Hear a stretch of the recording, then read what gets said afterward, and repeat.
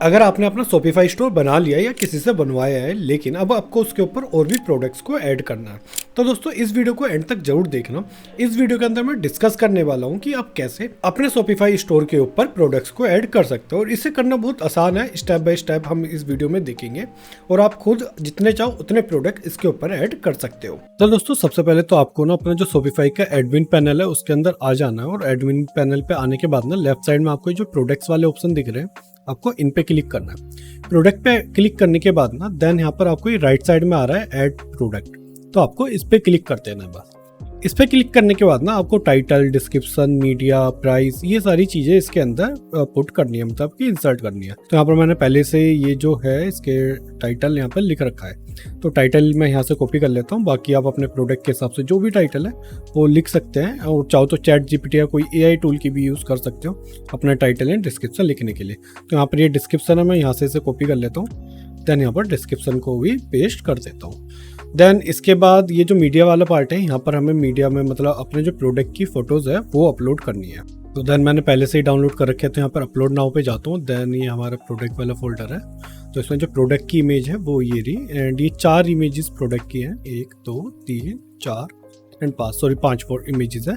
Then यहाँ से मैं इसे ओपन कर लेता हूँ, तो यहाँ पर ये अपलोड हो रहा है। जितने अपलोड हो रहा है नीचे हम यहाँ पर प्राइसिंग दे देता हूँ। तो जो प्राइस है ना, यहाँ पर 3 प्राइस है, तो देखो यहाँ पर मैं आपको बता देता हूँ।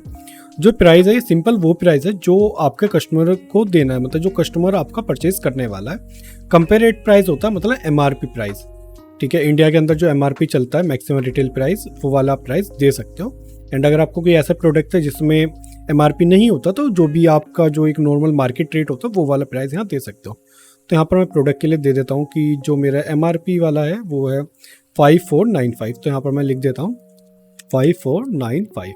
देन यहाँ पर जो प्राइस है वो है मेरा 4195, तो यहाँ पर मैं 4195 यहाँ क्लिक कर देता हूँ। तो यहाँ पर मैंने टाइप कर दिया। देन ना यहाँ पर आता है कॉस्ट पर आइटम।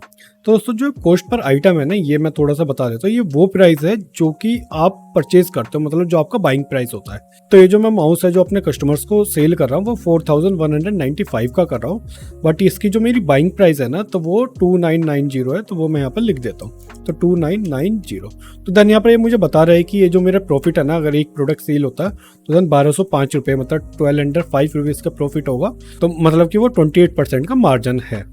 तो देन इसके बाद ना नीचे आ जाते हैं हम। यहाँ पर ये जो ट्रैक क्वांटिटी है, अगर आप किसी ऐसे प्रोडक्ट के अंदर डील करते हो जिसके अंदर कि आपको क्वांटिटी या इन्वेंट्री को मैनेज करना पड़ता है, तो यहाँ पर ट्रैक क्वांटिटी पे क्लिक करना है। अगर नहीं करते तो आप हटा दोगे तो ये नहीं आएगा, बट मैं ये बोलूँगा कि अगर आपके पास ऐसे कोई प्रोडक्ट है देन क्वांटिटी जरूर मैनेज करना, इससे आपके स्टोर सही से मैनेज होता है, कस्टमर का एक्सपीरियंस भी अच्छा होता है। तो यहाँ पर मेरा एक ही स्टोर है, देन मैं यहाँ पर एग्जाम्पल के लिए 10 क्वांटिटी लिख देता हूँ।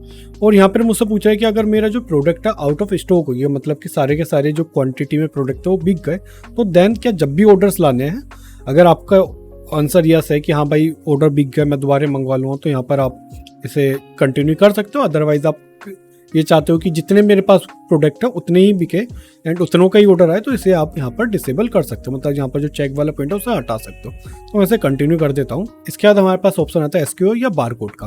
तो बेसिकली ये जो यूज़ होता है ना, ये जब होता है आपके पास नंबर्स ऑफ प्रोडक्ट है एंड देन आपको उन्हें मैनेज करना होता है, आपके पास कोई इन्वेंट्री सॉफ्टवेयर है, तो देन आपको बारकोड या स्टॉक कीपिंग यूनिट जो एसक्यूओ बोलते हैं उसका यूज़ करना होता है। बट आपका न्यू स्टोर है तो देन शायद इसकी ज़रूरत ना पड़े, आप इसे छोड़ सकते हो। अगर है तो आप यहाँ से इसे भी इनपुट कर सकते हो अपने बारकोड से।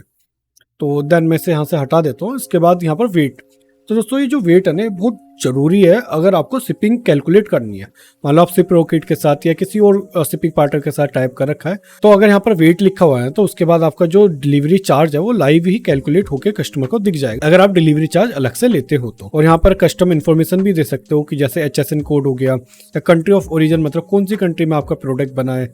तो देन मान लो मैं इसे इंडिया लिख देता हूँ, तो इंडिया में प्रोडक्ट बना है। HSN कोड होता है अगर आप GST पर्पस या कोई बिलिंग करते हो, इन्वॉइस करते हो, तो आपको पता होगा। तो HSN कोड कहाँ यूज होता है, जो कि हार्मोनाइज सिस्टम भी बोलते हैं, HS कोड इन्होंने लिख रखा है। तो GST बिल काटना है तो उसके लिए कंपलसरी है, आपको ये लिखना ही पड़ेगा। देन इसके बाद वेरिएंट, मान लीजिए जैसे मैं ये अभी तो यहाँ पर माउस कर रहा हूँ, माउस के अंदर मान लीजिए मुझे मेरे पास 2 कलर है, एक ब्लैक कलर है, तो यहाँ पर मैंने ब्लैक यहाँ लिख देता हूँ, एंड दूसरा कलर मान लीजिए मेरे पास कोई रेड कलर का माउस है। तो आपका एग्जाम्पल के लिए दे रहा हूँ, ऐसा कुछ है नहीं मतलब। तो यहाँ पर ये रहा। तो इसके बाद अगर मैंने यहाँ पर मेरे पास ब्लैक की क्वांटिटी 10 है और रेड वाले की सिर्फ 5 क्वांटिटी है, तो ऐसे आप हर एक वेरिएंट के हिसाब से भी अपनी क्वांटिटी मैनेज कर सकते हो। इसके बाद में ये जो लिस्टिंग के लिए आ जाता है, मतलब आपको एसईओ करना है या एसईओ वाला जो पार्ट आता है वो उसके लिए होता है ये, तो इसे अभी हम ऐसे ही छोड़ देते हैं। ये किसी और दिन किसी वीडियो में डिस्कस करेंगे। बाकी आपकी सारी डिटेल्स यहाँ पर फिल हो गई है। फिल होने के बाद ना यहाँ पर एक कैटेगरी वाला भी पार्ट आता है। कैटेगरी में मैं यहाँ पर माउस लिख देता हूँ, और ये भी इम्पोर्टेंट है। अगर आपको यहाँ पर माउस का नहीं आ रहा तो मैं कुछ इलेक्ट्रॉनिक्स करके अगर आता है तो इलेक्ट्रॉनिक्स में मैं कर देता हूँ। प्रोडक्ट टाइप में आप वेंडर अगर आपका है कोई कलेक्शन है, जैसे मैं ऐसे माउस कलेक्शन दे सकता हूँ, ठीक है, या गेमिंग माउस मैं ऐसे बोल देता हूँ। यहाँ पर गेमिंग माउस ज़्यादा बेटर रहेगा।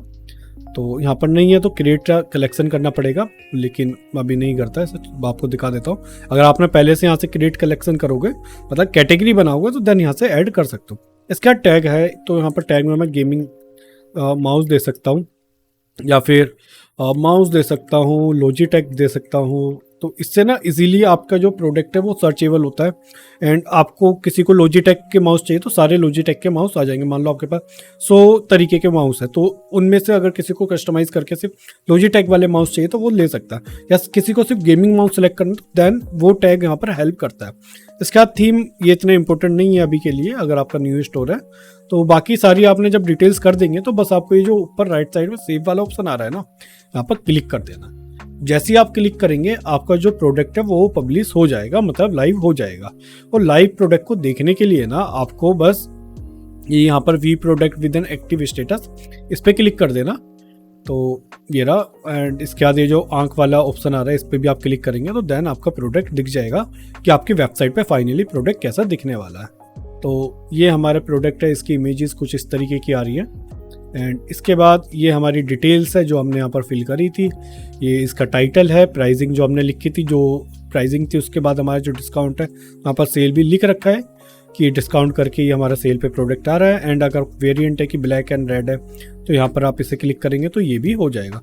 क्वांटिटी किसी को ऑर्डर करनी है तो वो ऐसे ऑर्डर कर सकता है, बाय इट नाउ करेगा तो हो जाएगा। तो ठीक है दोस्तों, यही स्टेप्स थे बस एक प्रोडक्ट को ऐड करने के, और आप इसी तरीके से और जितने चाहो उतने प्रोडक्ट ऐड कर सकते हो। और शॉपिफाई पे प्रोडक्ट ऐड करना फ्री होता है। ठीक है दोस्तों, आज की वीडियो में इतना ही। अगर आपको कुछ पूछना है, कुछ समझ में ना आए, नीचे कमेंट बॉक्स में लिख सकते हैं, या मेरे जो इंस्टाग्राम है उस पर जाके DM भी कर सकते हो। और अगर आपको वीडियो अच्छी लगी तो जरूर चैनल को सब्सक्राइब करना। मिलते हैं आपसे अपनी अगली वीडियो में। धन्यवाद।